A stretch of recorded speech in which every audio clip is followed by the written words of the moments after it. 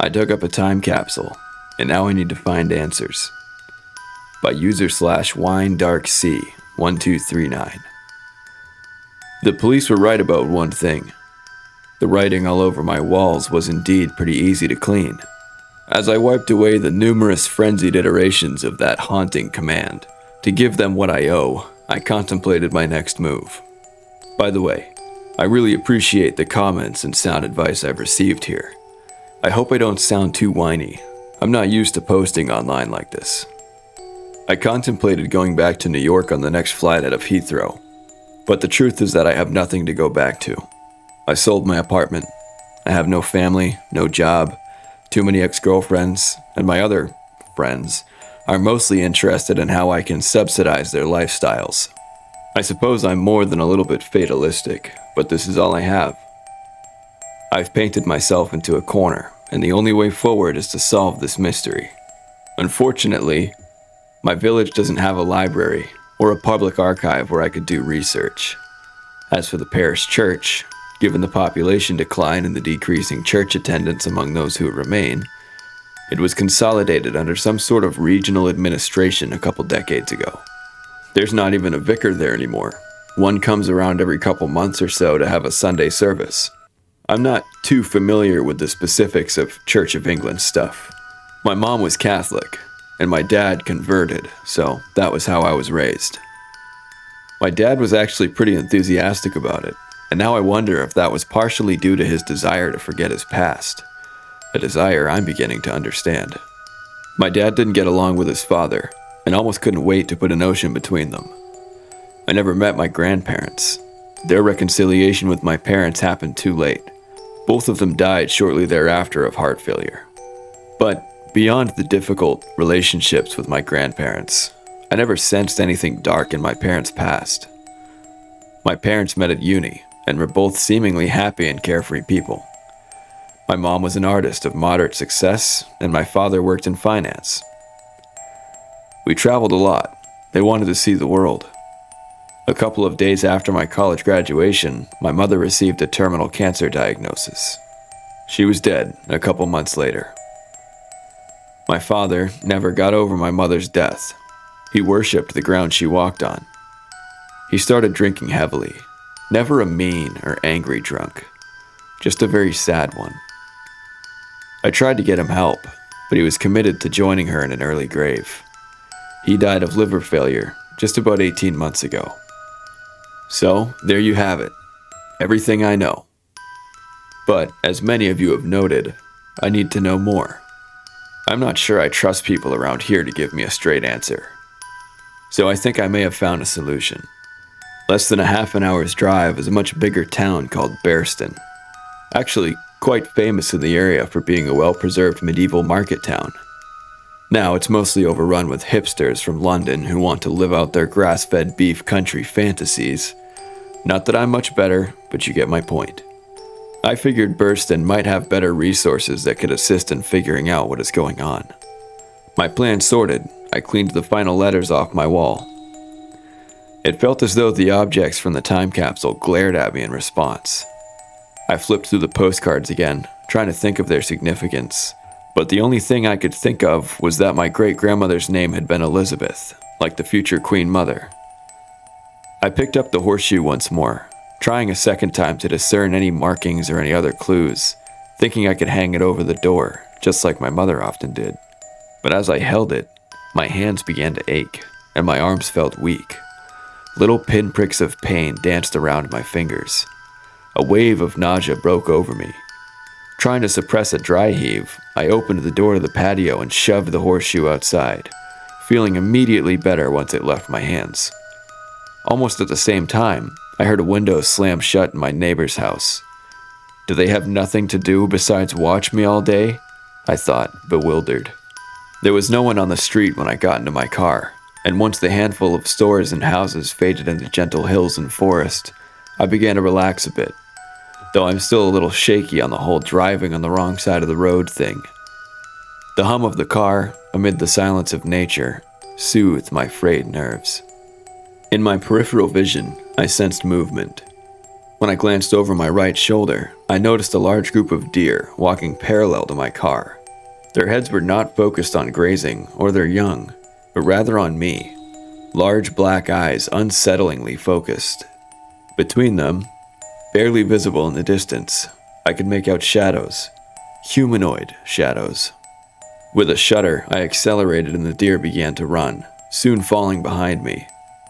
Out of my rearview mirror, I saw them congregate on the street, watching my car speed away, eyes still fixed on me as they faded into the distance. Burston could not be more different from my village, in mood and life. The high street was filled with cheerful-looking shops, crowded with tourists and weekend shoppers. Suddenly ravenous and recalling my interrupted breakfast, I entered a cheese shop, advertising artisanal local cheeses with a telltale minimalist twee design that proclaimed big city transplant. An attractive woman about my age was behind the counter, with shoulder-length auburn hair pinned back from her face and pretty green eyes. She greeted me politely with a normal expression on her face. It was nice to walk into a store and not immediately want to walk right out. "Can you tell me why double Gloucester cheese is yellow?"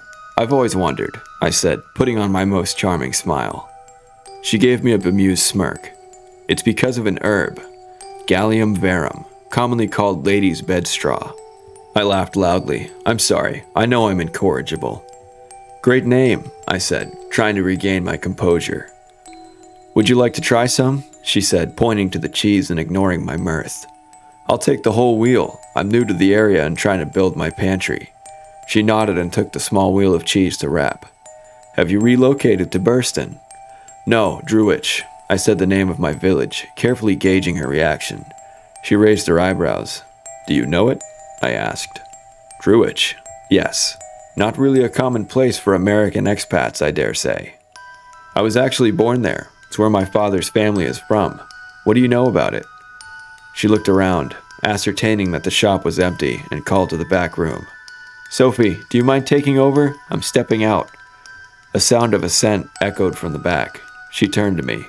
"Let's talk someplace else." "Gladly. They won't miss you here?" "It's my shop. I come and go as I please." She handed me my wheel of cheese. Just as I exited the shop, I noticed a horseshoe hanging over the door. She led me down a narrow back street, away from the weekenders. Now, I'm usually not predisposed to following complete strangers down alleys, but I was there to get information. And besides, she was extremely good-looking. We entered a small cafe in a Tudor building. She nodded at the barista behind the counter and we ascended a small, crooked wooden staircase to a deserted second floor filled with comfortable-looking couches and tables. She sat down on one and gestured for me to follow suit. Fighting temptation, I sat on the other end of the couch, a polite distance away. "Sarah Ford," she said, extending a lovely hand. "William Catesby," I said, shaking it. If she had any reaction to my surname, she carefully hid it from notice.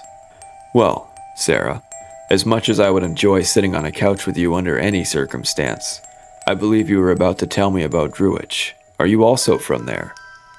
She smiled at my weak efforts at flirtation. "I'm not from the area at all.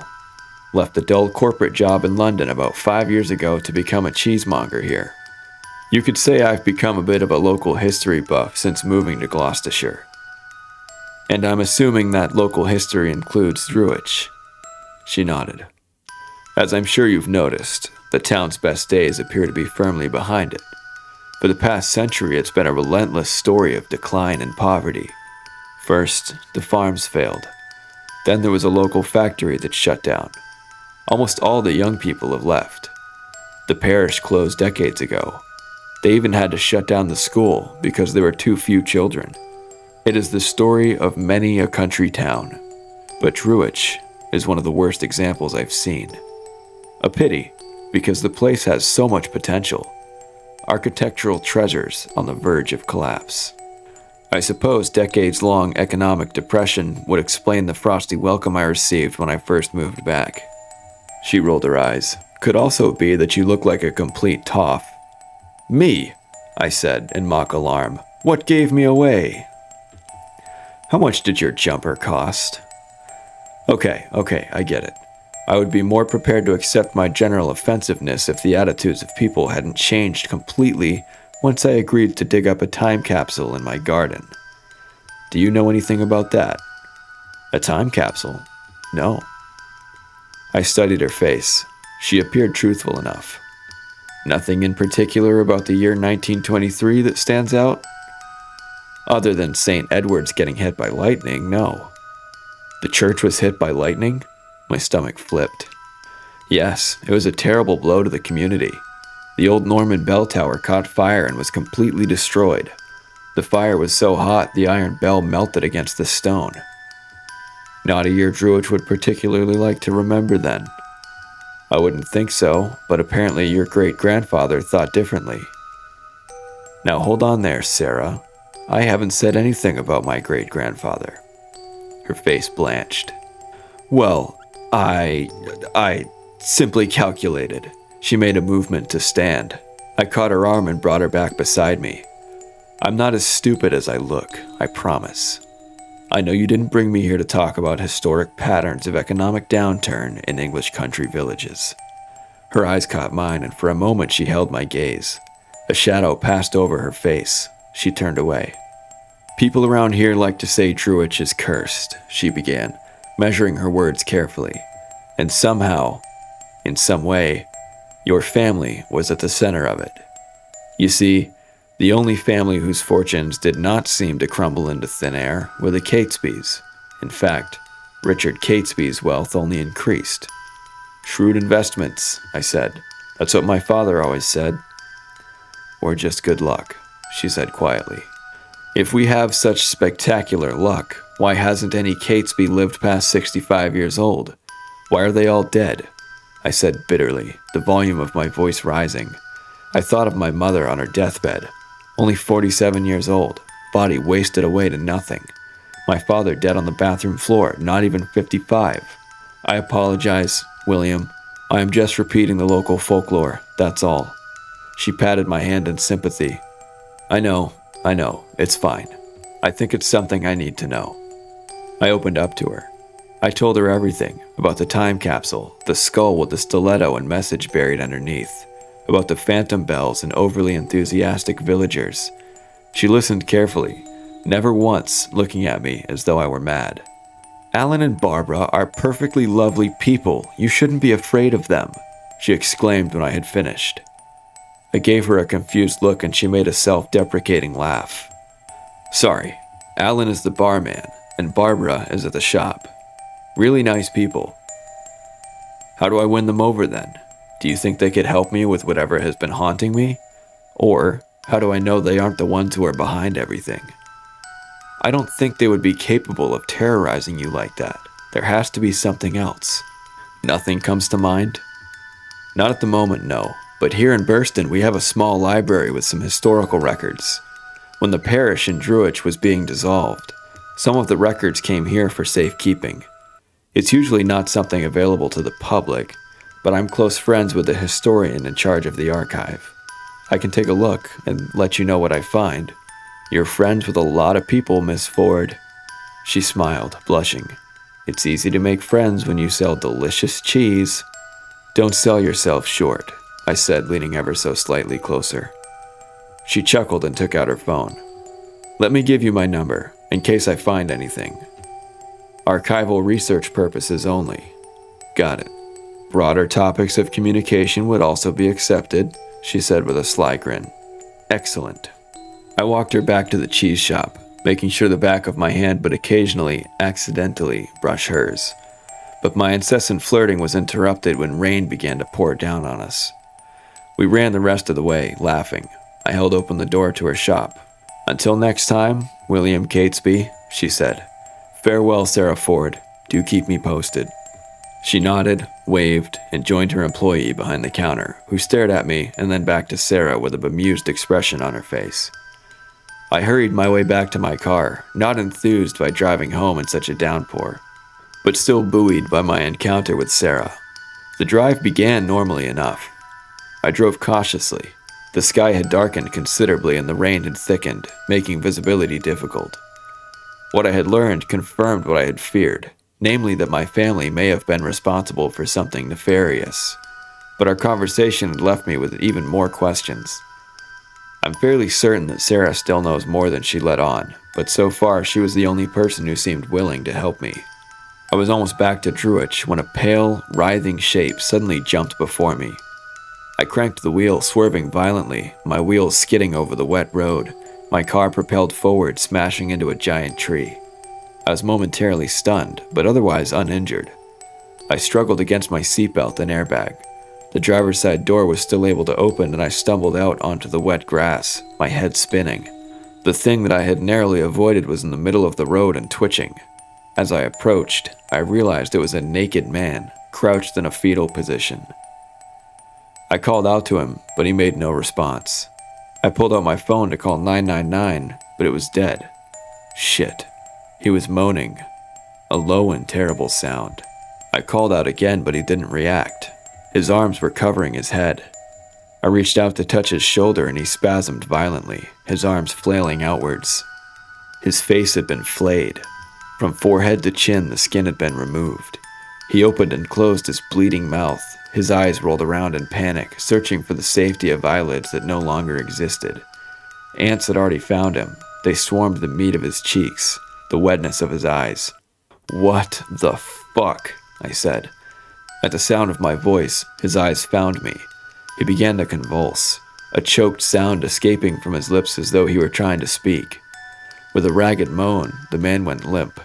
I took his pulse, but he was dead. I stepped back in panic. I was still several miles away from Druich and my car was completely totaled. I scanned the road for any other motorists, but there were none. There was no indication where the man had come from. No bloody footprints, no nearby sheds or houses or other structures. As I stared into the trees, I noticed a flicker of lights. One, now two, now several. A line of flames deep in the forest. I ran towards them, powered not only by desperation, but by anger. "Hey! Hey!" I shouted. The more I ran, the farther the torches seemed until I tripped on a rock and flew into the ground, landing on my side. I groaned. My body erupted with pain. A pair of cold hands took my arm and helped me up. 3 women stood before me, naked as the man had been, their matted blonde hair woven with leaves. Their faces were beautiful, but haunting. Their features were sharp and their eyes burned with no mortal intensity. They smiled with their mouths, but those eyes bore into me with an expression that did not match. They took my hands and began to lead me deeper into the forest. I opened my mouth to speak, but my words failed me. I wanted to shout at them about a dead man in the middle of the road, but I knew that would be futile. As far as I knew, they were the prime suspects in his mutilation. "Where are we going?" I asked, once I was finally able to speak. "William," they whispered, their voices soft and inviting. I tried to remember the dead man, but his memory was already confused in my mind. Much better to go with them, be free of the struggle.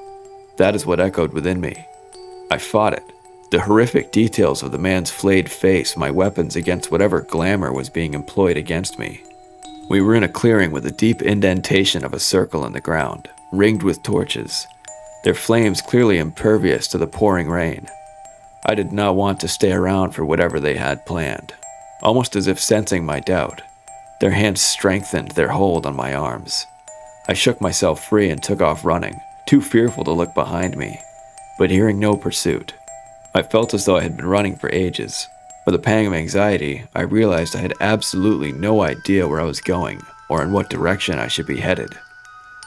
Though the rain had ceased, the landscape before me appeared the same, familiar, and yet unfamiliar. I began to despair when from behind I heard a loud snort. I turned around to find a massive black horse, stomping at the ground impatiently. Its eyes glimmered with the same intensity as those of the ladies who had lured me so deep in the woods. We stared at each other, and I had the strong sense that he wanted me to ride. I approached and saw that he had no saddle. My mother had taught me to ride, but I had never done it bareback. Still, those eyes compelled me. I found it surprisingly easy to launch myself onto his back. My hands found his braided mane and he was off. I steadied myself as he gained speed. After only a few minutes, my concerns were assuaged when I saw the outline of Druich come into focus. Never thought I'd be so happy to have found my way back here, I thought. A sense of calm descended over me. As we approached the town, I saw a decent number of people milling about, taking care of weekend shopping, mostly elderly and middle-aged. At the sound of the horse, they raised their heads in surprise. Their eyes widened in terror, some gasped, others averted their gaze. At first, I thought that this reaction was, rather justifiably, directed at the horse I was riding. But as I watched the villagers recoil in fear, I realized that it wasn't the horse. Not at all. It was me. They had lifted their eyes to me, and what they saw filled them with dread. I stopped the horse and dismounted as we approached my house, at the end of the town's main street. The horse immediately galloped off back towards whence we came. The villagers crept away from me and back to their own homes. I recognized Alan the barman and Barbara the grocer among them, staring at me with undisguised apprehension. The thought occurred to me that I should feel pity for them, or perhaps frustration at their misunderstanding of my intentions. But I couldn't feel anything at all. I was cold from the rain, but there was a deeper cold inside of me now, a cold that was beginning to wake. I gave them a wave and closed the door behind me.